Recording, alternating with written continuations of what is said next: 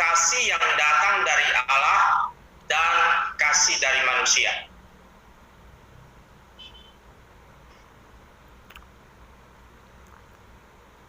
Mohon maaf Pak Joko, tutup mic-nya Pak.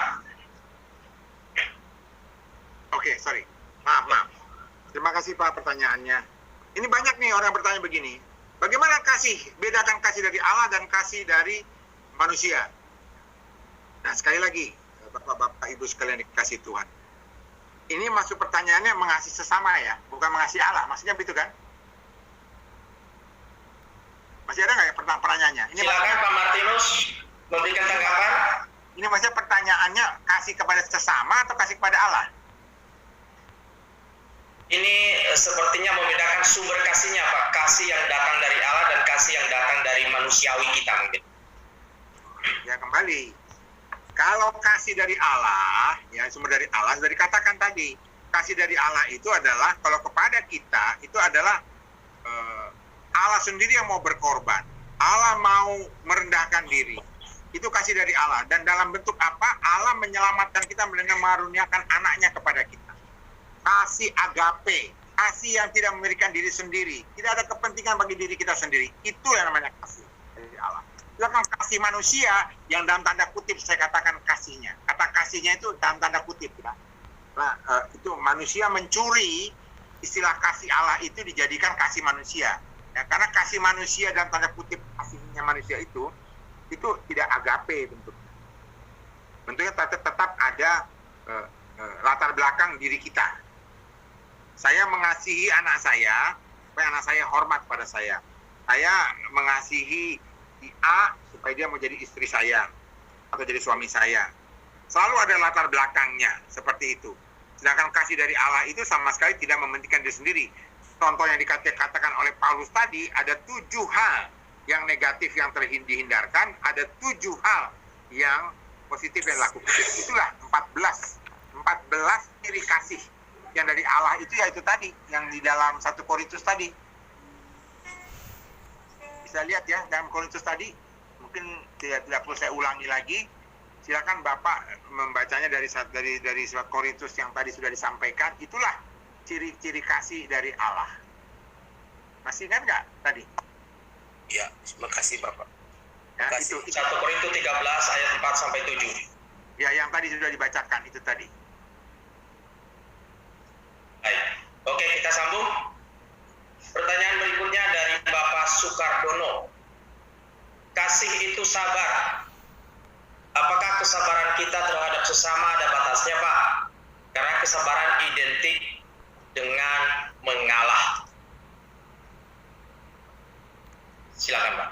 Ya, jadi kembali saudaraku dikasih Tuhan. Tadi sabar itu satu tindakan. Ya. Tadi waktu Rasul Paulus mengatakan dalam 1 Korintus tadi, itu dimulai dengan sabar. Kata sabar. Sabar itu adalah menunggu, menanti, dengan penuh harapan bahwa sesuatu yang terbaik Tuhan akan hadirkan pada waktu Tuhan. Dan ditutup dengan sabar menanggung segala sesuatu. Artinya apa sabar menanggung segala sesuatu? Apapun yang terjadi dalam hidup kita, baik atau buruk, menyakitkan atau tidak, kita tetap menunggu, melakukan tindakan menunggu dengan penuh harapan bahwa Tuhan akan melakukan yang terbaik bagi kita pada waktunya. Jadi kalau dikatakan sabar itu ada batasnya, perhatikan baik-baik Bapak Ibu. Tuhan tidak akan mencobai kita melampaui kemampuan kita. Dalam 1 Korintus, berapa itu Pak Dodo? 10 ayat 13. 10 ayat 13. Ya, coba dibaca Pak. 1 Korintus 10 ayat 13 Pak.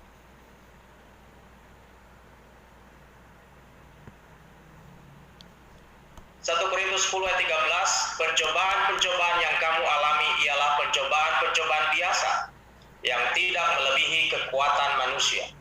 Sebab Allah setia, dan karena itu Ia tidak akan membiarkan kamu dicobai melampaui kekuatanmu. Pada waktu kami dicobai, Ia akan memberikan kepadamu jalan keluar sehingga kamu dapat menanggungnya. Jadi, kalau ada hal-hal yang bentuk pencobaan itu macam-macam kan, adalah penderitaan, masalah, ada fitnah orang, caci maki orang, sindiran orang, perlakuan orang yang buruk terhadap diri kita, perhatikan baik-baik, Tuhan tidak akan membiarkan hal itu terjadi dalam diri kita yang melampaui kemampuan kita. Bahkan saat kita mengalami hal itu pun, Tuhan akan datang memberikan jalan keluar agar kita mampu menanggungnya. Sehingga saudara-saudaraku, kata sabar tadi dikatakan, sabar menanggung segala sesuatu. Saya itu karena saya tahu persis, tidak akan saya mengalami hal beban yang akan menimpa saya melebihi kemampuan saya, dan Tuhan akan menolong saya saat saya mengalami itu, maka saya akan sabar menanggung itu, menunggu dengan penuh harapan bahwa yang terbaik, yaitu jalan keluar yang Tuhan sudah janjikan dalam Korintus tadi, akan diberikan kepada saya pada waktunya. Jadi tidak ada lagi definisi dalam diri saya yang namanya sabar itu tidak terbatas. Ada batasnya, tapi batasnya bukan saya yang menentukan, Tuhan yang menentukan. Dari mana saya tahu bahwa Tuhan menentukan sabarnya sampai di mana? Yaitu sampai di mana Tuhan memberikan jalan keluar. Karena itulah yang Tuhan janjikan. Saat engkau dicobai, aku akan datang memberikan kepadamu jalan keluar agar engkau mampu menanggung. Jadi titik kesabaran saya sampai Allah memberikan jalan keluar. Dan dikala saya menunggu jalan keluar itu, itulah kesabaran saya. Saya menunggu dengan penuh harapan. Karena saya dipimpin oleh Roh Kudus, maka saya akan dilimpahkan dengan segala macam pengharapan. Sampai nanti pada waktunya, Tuhan memberikan jalan keluar yang terbaik. Dan saya menunggunya itu dengan sabar. Jadi tingkat sabar, jadi sabar tidak ada batasnya. Ada, cuman batasnya itu bukan saya yang menentukan. Tuhan yang menentukan. Kapan Pak titik penentuannya sabar batasnya? Pada saat Tuhan memberikan jalan keluarnya.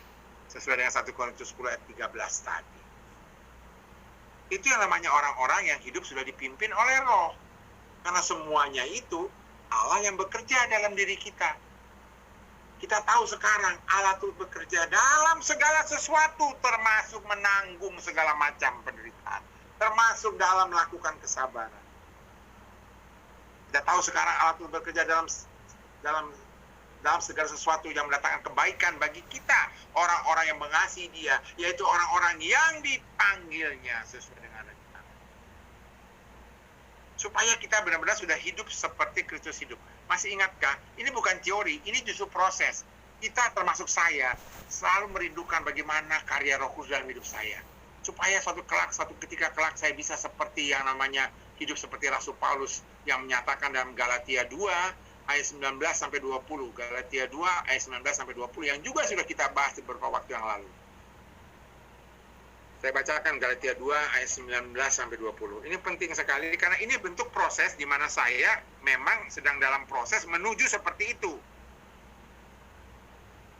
Sebab aku telah mati oleh hukum Taurat untuk hukum Taurat, supaya aku hidup untuk Allah, bukan lagi untuk aku.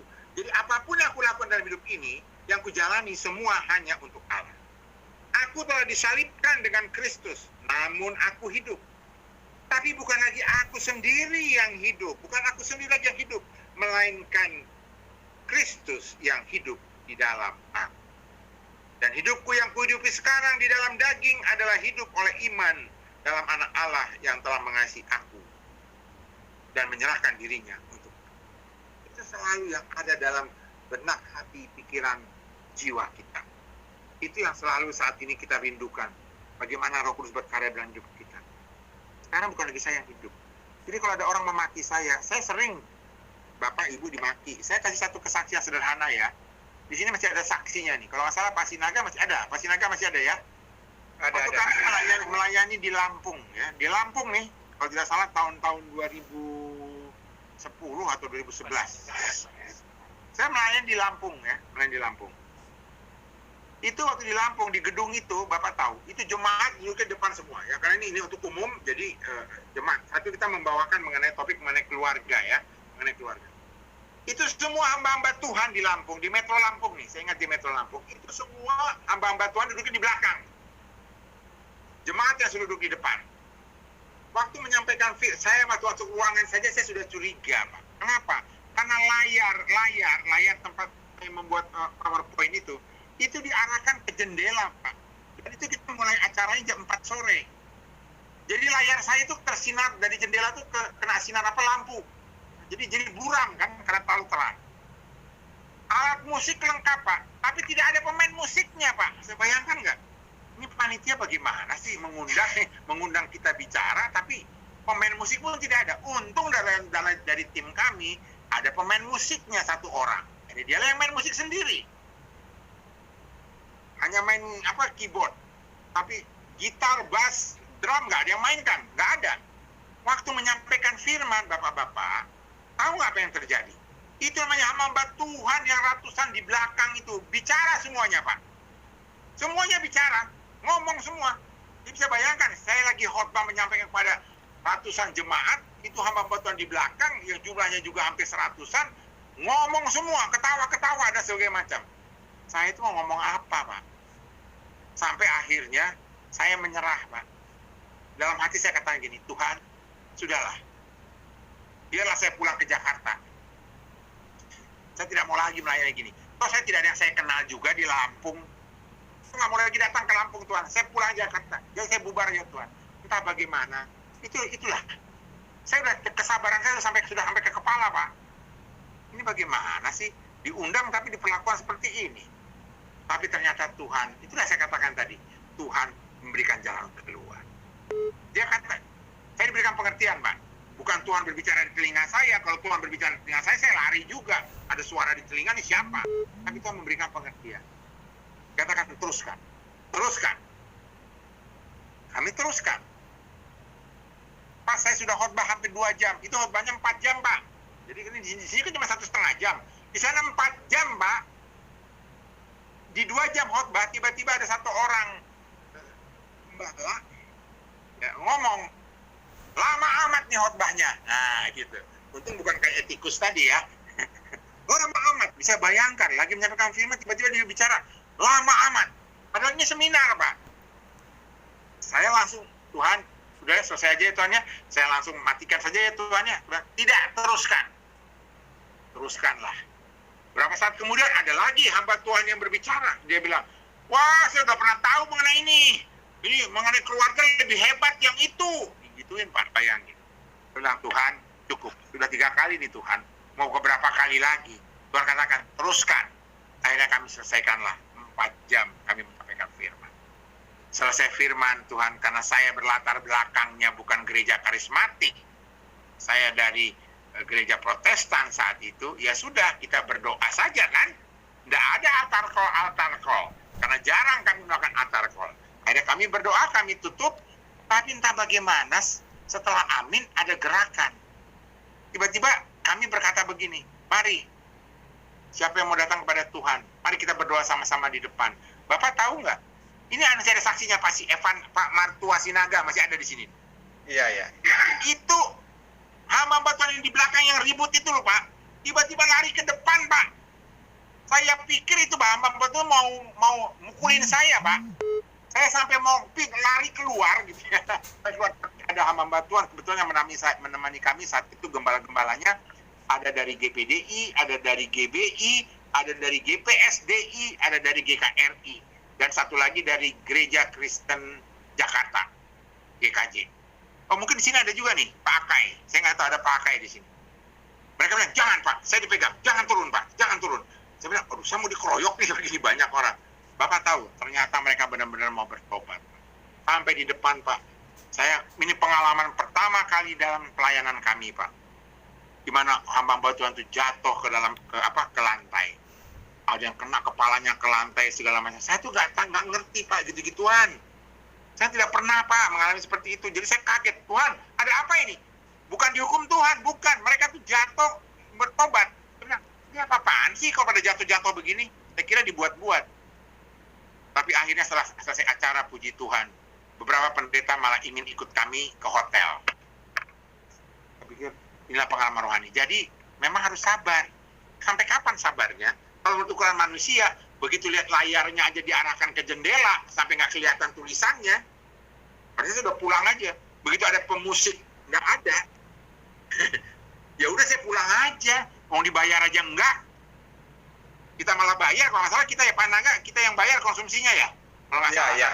Iya benar. Bagaimana? Kok jadi begini gitu? Saya jadi ini apa-apaan sih? Tapi Tuhan katakan tidak. Terus ternyata itulah proses pembelian itu. Itu pengalaman rohani kami pertama kali. Jadi memang kesabaran itu saudara dikasih Tuhan. Bukan kita yang menentukan batasnya, Tuhan sendiri. Itu sampai pada saat Tuhan memberikan jalan keluar. Dan jalan keluar Allah itu luar biasa. Mudah-mudahan itu menjawab. Silakan Pak Dodo.